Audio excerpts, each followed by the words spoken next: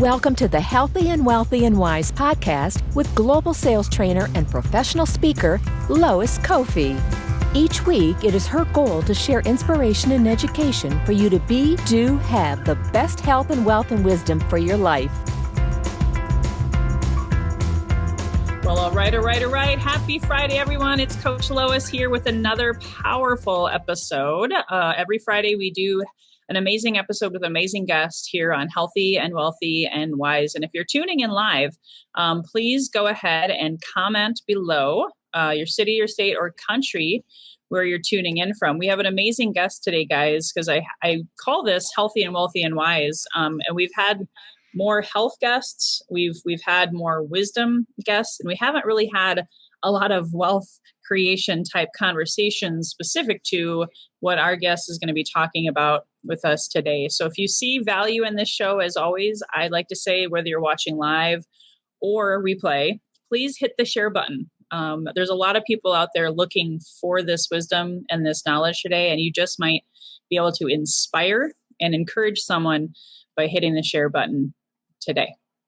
So I'm going to go ahead and introduce our amazing guest today. And actually, it's really cool because Jerry also is the first guest that I ever have had reach out that wanted to be on my show that I didn't already have some kind of a relationship and rapport. And I was quickly impressed by him. He's had such a great journey. He's the founder and owner of his own Wealth DynamX, and he's licensed in helping you create wealth. He's got endorsed by Dave Ramsey in about 8 different territories for investing across the U.S. and being very successful in helping his clients build wealth. Also, with working with the likes of Grant Cardone. That's amazing. I'm so excited to hear more about that story. And he's also a part of the Forbes Council. So I'm going to go ahead and turn over to you, Jerry. Please share with us more about your journey and your story. Awesome. Thank you so much, Lois. It's great to be on today. It's good to communicate and talk with everybody. So yeah, definitely all of the things you said. So what I do is I help families, individuals, entrepreneurs, become financially educated. I help them build wealth, and I really focus on helping them simplify their finances so that they can economically navigate that landscape with more certainty. And my company, we've been in business almost 10 years now, and so from the very beginning, starting out, I've been able to grow the company to what it is today, and had a lot of fun on the way. But yeah, we've worked with Dave Ramsey in the past. We've worked with Grant Cardone. We work with Forbes, and it's just been a very fun time of helping people with that. Meeting those people, working with some of those connections. That is so amazing. And I know you have a powerful story. I know you lost your mom, right, when she was just 60 years old. And I'm sure that had a huge impact on why you do what you do, right? Yeah, that was a big part. Really for what I do in the financial world, especially when I started out, I was kind of a mainstream financial advisor is what I would call it. And so it's kind of the message of, get out of debt and save and invest. And that way, when you're 60, you can retire and you can enjoy all of this work that you've put in. So my mom was my first client. So I got licensed and I was, green-eyed, bushy-tailed. She was the first one willing to sit down with me and work with me on investments. And so when she turned 60, that was the year, right? That's the year we're supposed to be able to start enjoying all of the fruits of our labor. And so she was diagnosed with stage 4 colon cancer and passed away 6 months later. Wow. So for me at the time, I was 21, 22 years old.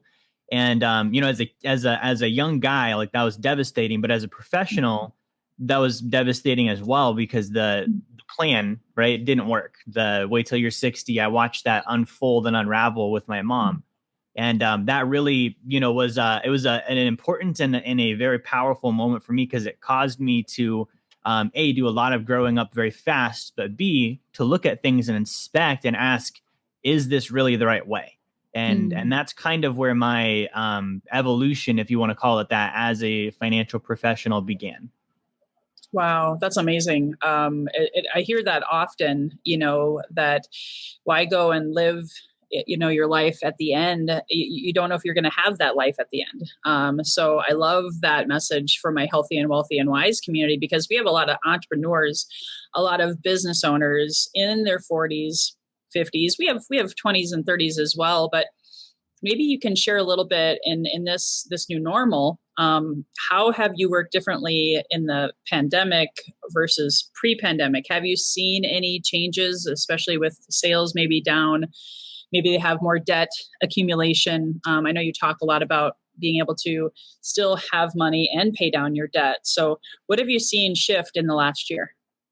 Yeah, so we're about 1 year away from when this all started, right? Around March last year was when I remember seeing like businesses closing down and stay-at-home orders happening. So if I think back to that, and one of my messages has always been solvency. I define solvency as earn more than you spend, own more than you owe, and make sure that your rewards are greater than your risks. And at this time last year, much of America was not solvent. They were insolvent. A lot of the business owners had 1 month or less of reserves. The average family had less than $1,000 saved up in their accounts. So insolvency already existed. And there's this concept of the bubble, right? The bubble inflates and then something pops it. For the insolvency bubble in America, it was COVID that popped it. The pandemic happened and people just were not prepared.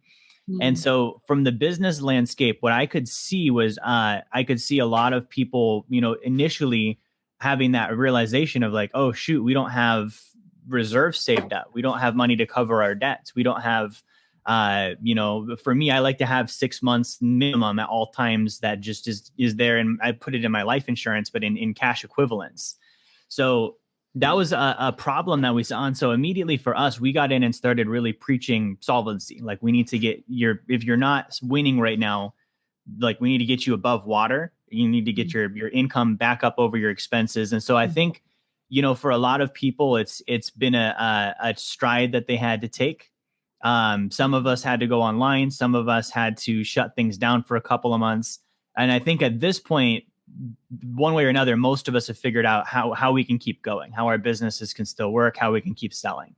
So that was really kind of what I saw. And so we really worked with clients on, the solvency piece, and then also the sales too, value, right? Wealth can't happen without income. So if my income dips and I'm used to earning in a certain way, I've got to be willing to adapt. I've got to be willing to look at how can I keep that going. And so we broke down this thing called the triangle of income. Okay, the triangle of income, if you think of 3 points on a triangle, it's knowledge, value, exchange. And regardless of what my business was or what I had been doing, if what I was doing doesn't earn income now, I've got to go back to that triangle and look at where can I get unique knowledge that makes me valuable and exchange that with others in whatever field. And that's always how income starts. And so with that being said, there's in the economy, there's inflationary periods and deflationary periods. Inflation means prices go very high and money is easy and flowing. Deflation, things kind of start to constrict. And that really happened last year. In deflation, you have to lead with delivery and then the revenue follows.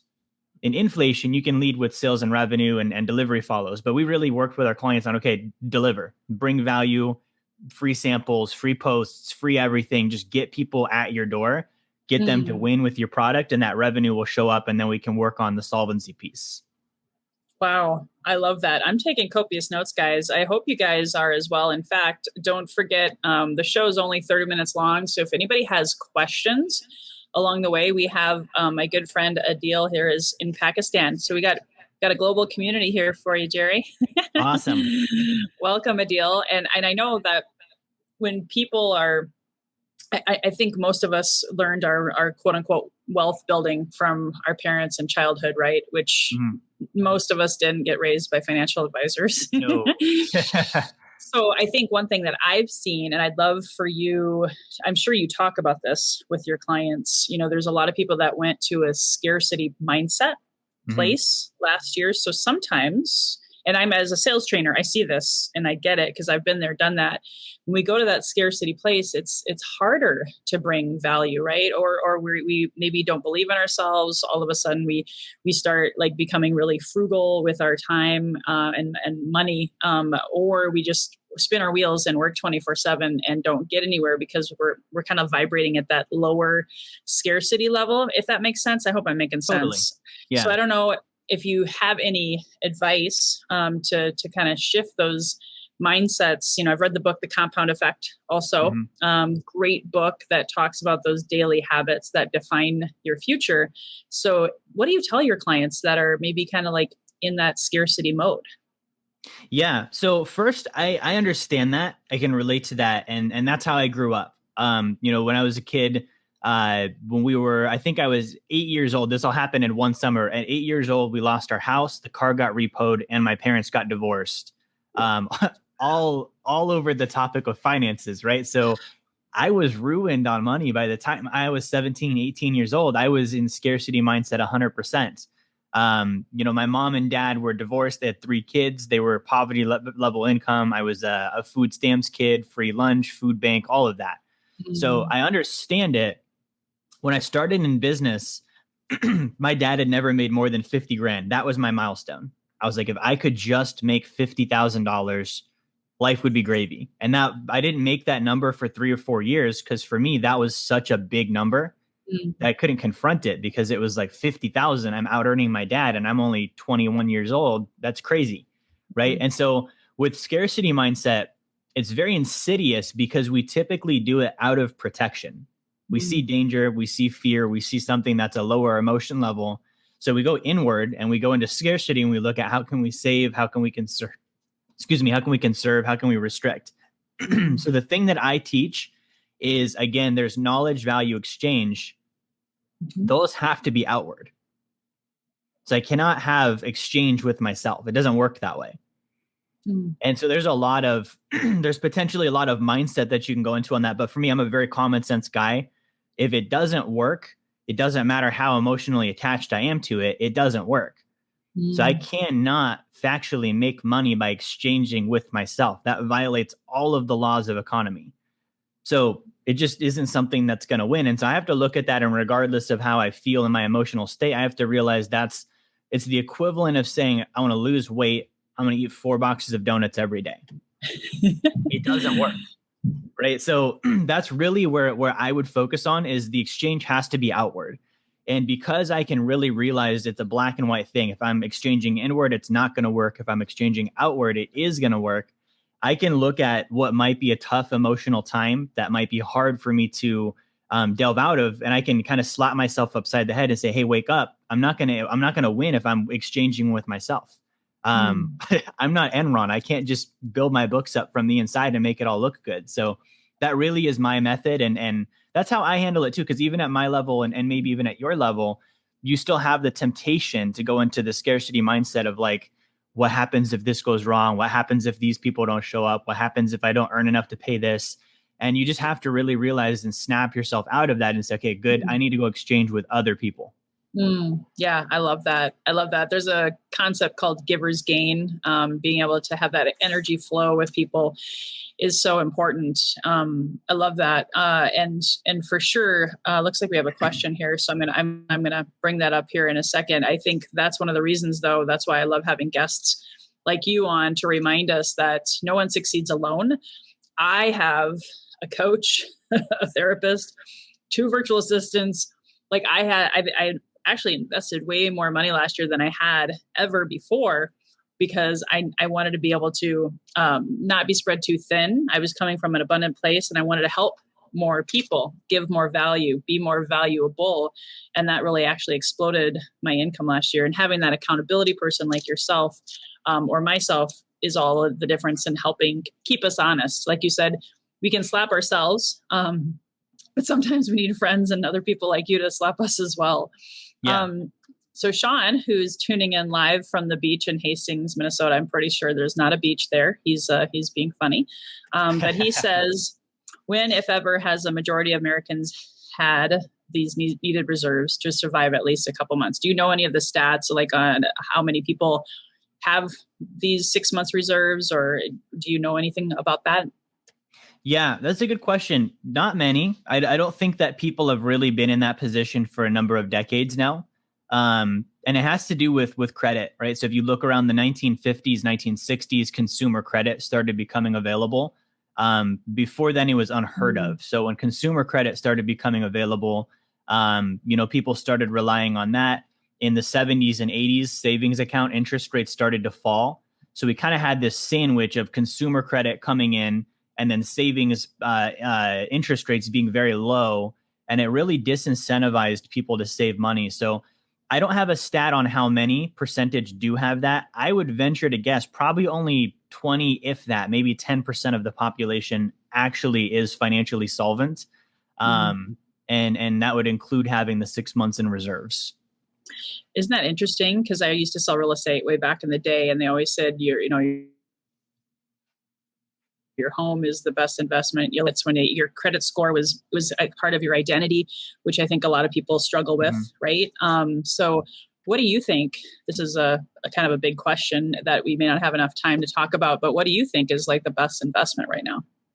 Yeah, so I have a different philosophy than most. So keep in mind, I was a financial advisor. So I sold stocks, bonds, mutual funds, and I did that as a profession, and I was very good at that.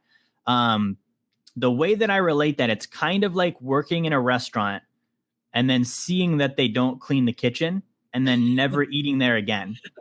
And that was my experience. So personally, I do a lot of investing in, I do gold and silver, I do life insurance, and then I do a lot of private lending on real estate. A lot of people are used to buying real estate where you acquire the property. I prefer to be the bank. So I'm the mortgage on these properties, and I just get paid every month, and there's no tenants. Nobody's going to call me because the toilet broke. If the rent didn't come in, oh, well, they still have to pay the mortgage next month. So that's what I do. That is cool. I have to ask, what do you think about the whole crypto Bitcoin craze? It's interesting. I think, so it's definitely a speculation. So it's not an investment. It's a speculation, something we buy and hope it's going to go up in value. And so far it has. I think in the future, we probably will use some form of blockchain, which is the underlying technology behind Bitcoin.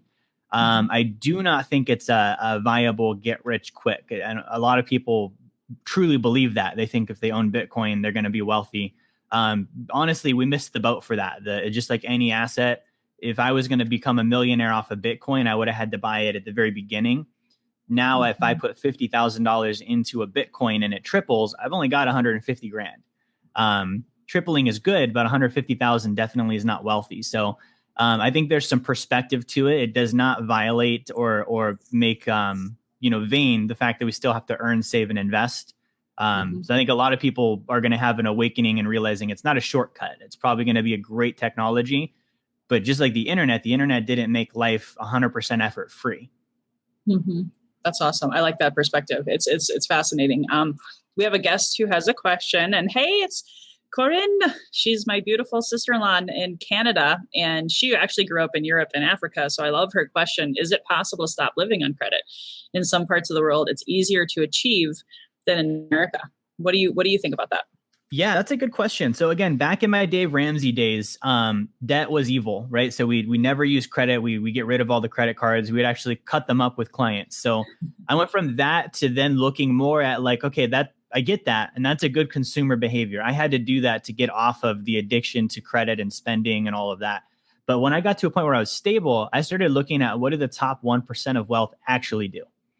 They do use credit. However, they use it through corporations. And so my rule with credit is it never goes on my personal financial statement, and I'm never personally the guarantor on it. So it's always going to be credit that's being given to a corporation or an entity of mine, and it's never going to be guaranteed by me personally, so that it stays off my balance sheet and off of my financial statement, and it shields me from the risk if anything ever happens with that credit. So I say that to add that we still can and should use credit appropriately. As a consumer, though, the way to stop using credit is to stop using credit, right? And I know that sounds overly simple, but we actually do have to stop using it. A lot of Americans, we have, an average of $10,000 to $15,000 per family in credit card debt, which means that we're spending more than we earn, and we're charging it on credit cards, right? So if I want to stop that behavior, I've first got to stop charging it. I can pay off my debt, and that's great. But if I keep doing the thing that caused the debt, which is charging it on credit cards, then it's just going to build back up again. So I kind of have to stop that. I have to dam that off just like a week, and then go after the deficit, the balance, and pay that down. And then once it's done, really having reserves, and that's much, much easier to do when there's not a $300, $500, or $700 a month debt payment. going out every month. Instead, I can save that income and build up solvency. Well, you touch on something, and Sean, I see your question. I'm going to get to that one after I ask and have just a brief conversation about how does someone, maybe they could be one of those families that you said that have the 10 to 15K, or maybe they accumulated a lot more debt in the pandemic because their sales were down, what have you.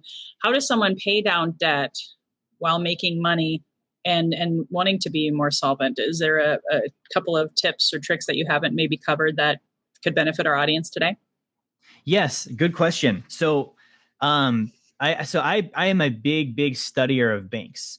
When I got out of the mainstream financial advising, I really started looking into, like the movie The Big Short. If anyone's ever seen that, it raises some questions. You're like, all right, so this is not Skittles and rainbows. There are people in this industry that don't have good intentions.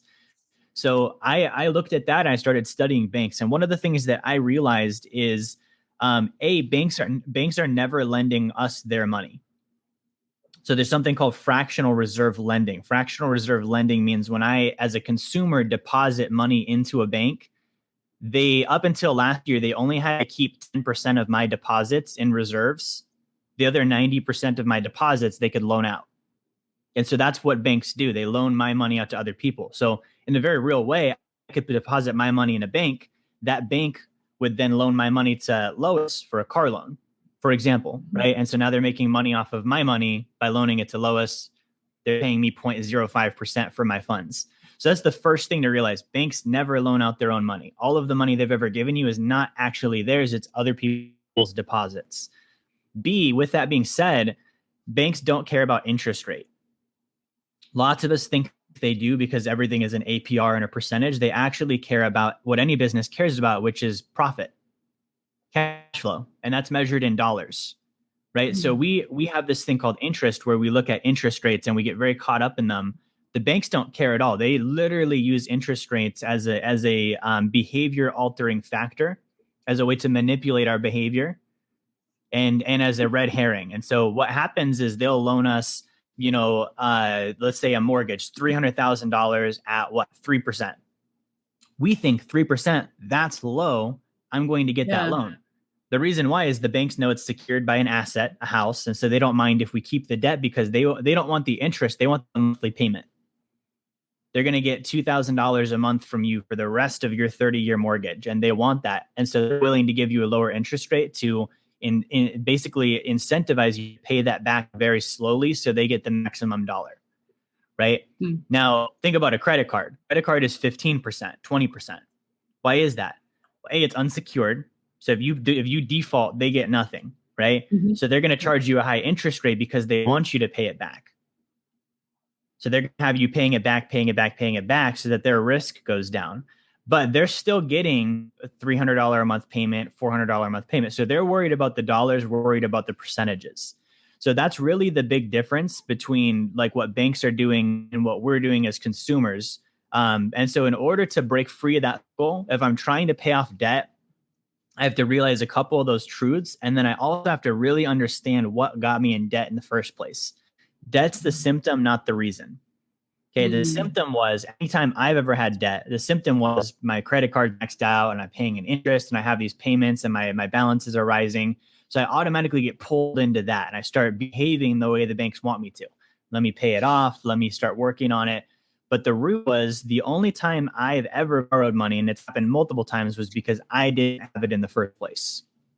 It's the only reason anyone ever borrows money. When we have money, we don't borrow. It's only when we don't have money do we borrow from other people. So for me to really break out of that cycle, I have to solve the first part of the equation, which is not having money. Because if I do the debt snowball and pay off all of my debt aggressively, that's great and it feels good, but I get done and I'm back on square one of not having money. And I end up right back in debt again because I didn't solve the root reason why it started in the first place. So there are ways around that. And we've only got a couple of minutes. I want to just give you the short story of this.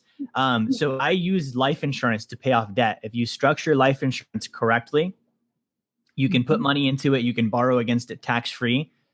Borrow against it. That life insurance that you're borrowing against is still paying me 3 to 5% per year in interest.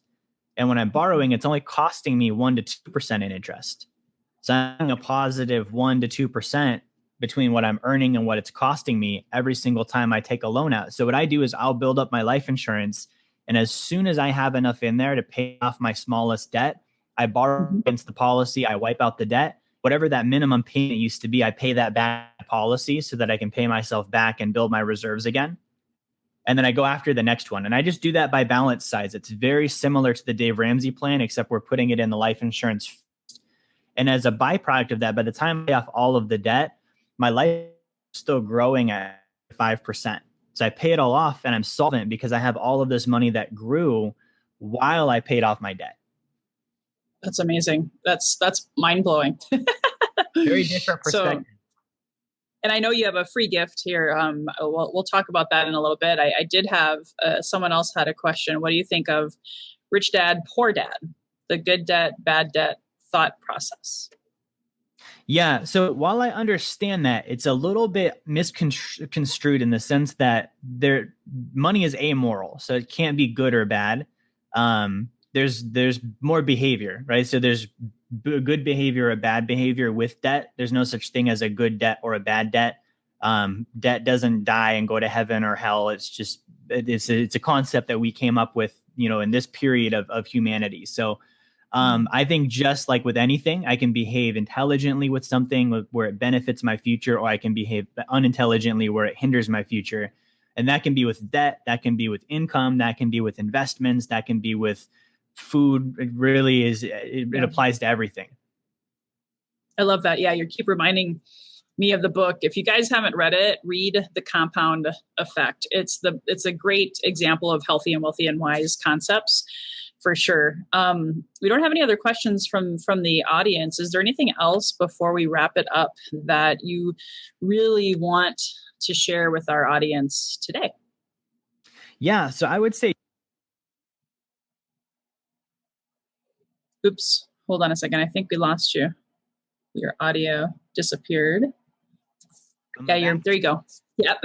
Cool. So that's a good question. There are really two things that I would say. And the first one stems from the fact that for me and you, as my experience has been, none of us, as you even said, none of us have really been taught about money. It's not a topic that was taught to us in school. We go to college and there's some value in college. We have to realize that the college professor is not working there because he's financially independent. So even when we learn it from those people, we're not learning successful stuff. We're learning theories. And so when it comes to money, we can kind of try to. Oop, you're muted again. I don't know why that keeps happening. That's odd. All right, I should be back now. Yep, you're back. so we can really turn money into this big, bad, confusing thing. And I really like to go back to money is simple. Okay, money is simple. At the end of the day, all of it's basic math. Can I add? Can I subtract? Can I multiply? Can I divide? I don't even have to know how to do those things because I have a calculator on me at all times. So I just need to know what the concepts are. That's all money is. The only times it gets confusing is because of vocabulary. Okay, vocabulary was created by the intelligent in order to keep the less educated where they're at, so that the intelligent with money can stay up where they're at. So they make up words and terms that sound more difficult than they are, so that the average person says, I don't understand, I need a professional.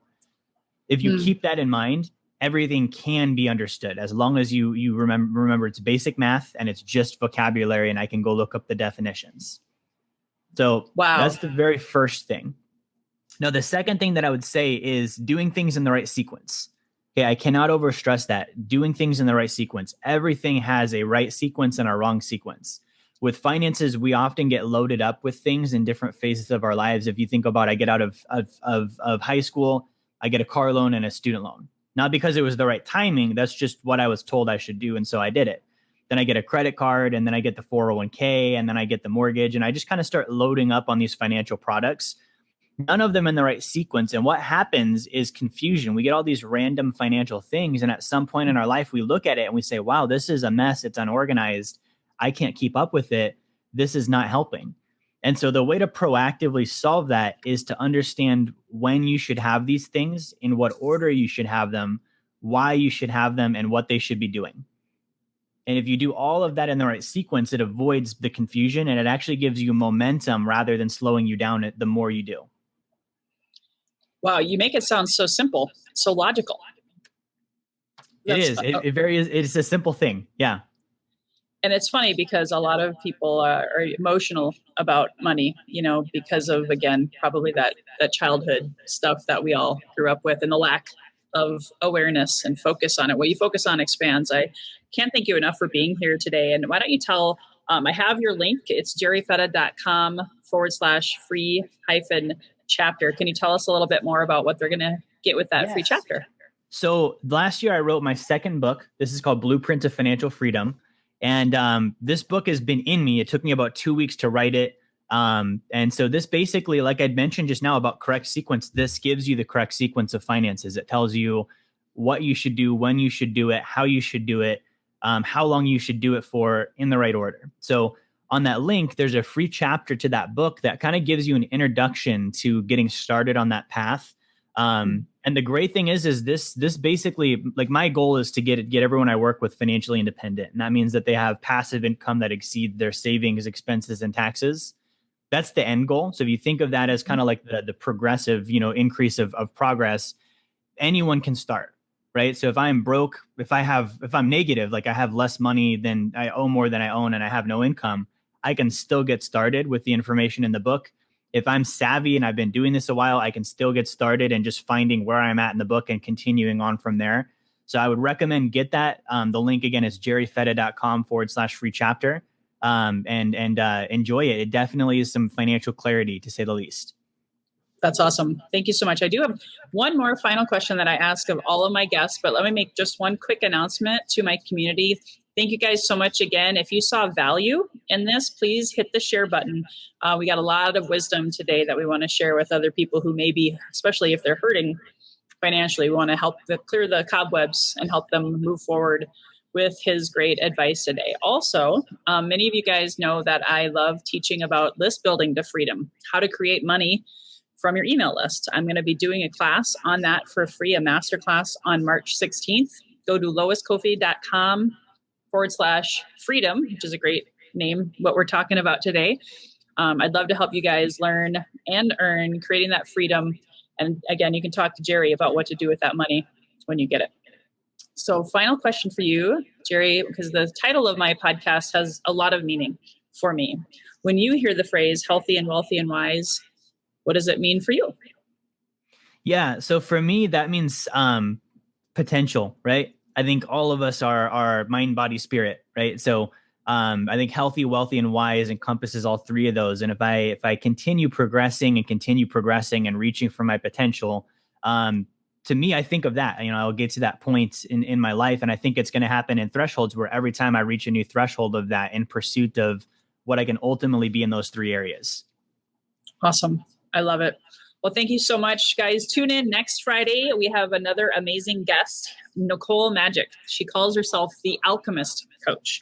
Very spiritual, helping you remove those limiting beliefs and helping you earn more money and be healthy and wealthy and wise as a result. So tune in next Friday. Bring friends. We'd love to build this community here at Healthy and Wealthy and Wise. And until next time, here's to your best health, your best wealth, and your best wisdom. Bye-bye for now. Hey guys, thank you so much for listening to this episode. If you enjoyed this, please subscribe, refer a friend, and please drop me a rating or a review. If you do that, I'll reward you with a free 20-minute free coaching session on crafting your journey to your best self. Reach out to me at lois@loiscoffey.com to claim your 20-minute slot. Until next time, be healthy, wealthy, and wise.